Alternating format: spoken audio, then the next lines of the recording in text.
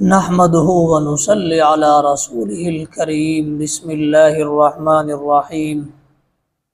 حضور صلی اللہ علیہ وسلم کا گزر بسر۔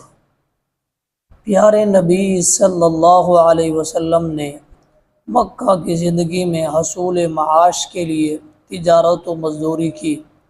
آپ کا مال تجارت شام، یمن، حبشہ، بحرین وغیرہ جاتا تھا۔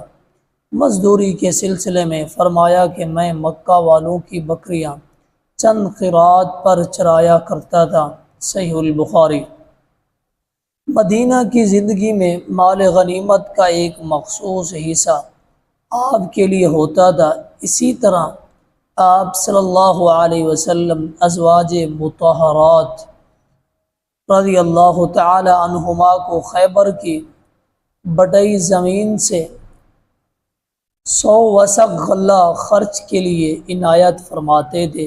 بہکی ایک وسق 60 سا کا ہوتا ہے اور ایک سا تقریباً 2.5 کلو گرام ہوتا ہے، اس لیے ہمارے یہاں کے حساب سے غلہ کا وزن 150 کنٹل ہوا۔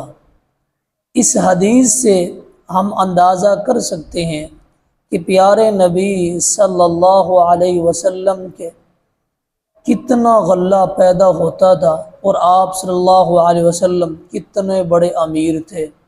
اس کے باوجود بھی آپ صلی اللہ علیہ وسلم کی شان بے نیازی کا عالم یہ تھا کہ کئی دنوں تک گھر میں آگ نہیں جلتی تھی، صرف پانی اور کھجور پر گزارا ہوتا تھا۔